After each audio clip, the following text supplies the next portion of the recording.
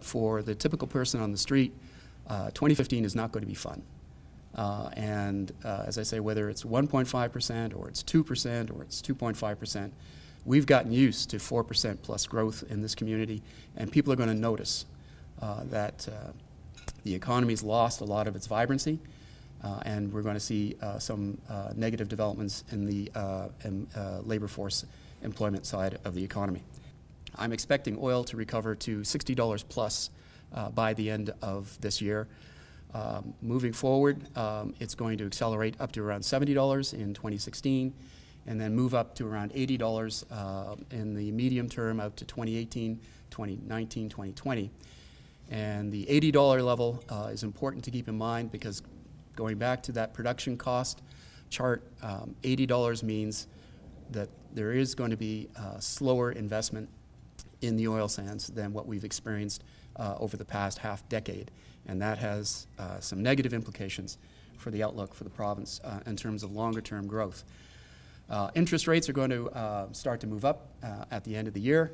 I was pleasantly surprised by the Bank of Canada's cut a little while ago. They may cut again, but I have no doubt that by the fourth quarter of this year, you're going to see long-term rates moving up. So renew your mortgage now.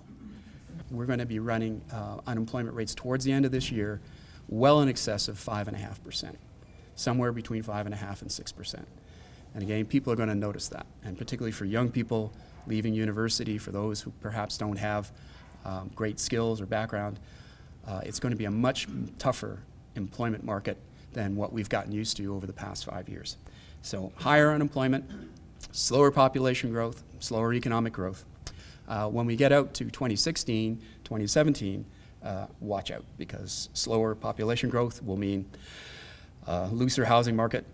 So we could see housing starts slide fairly significantly in the period 2016-2017, but not this year. My primary concern right now for the outlook for Edmonton is on the consumer side. As I've mentioned, I'm really counting on the consumers to come through, to continue to buy houses, buy those chrome-encrusted pickup trucks, and spend. And because they've got the money to do it, they've got full-time jobs. If we see consumer confidence falter, that would be a very negative sign, because we're not going to be able to rely on, for example, public sector spending to pull us through.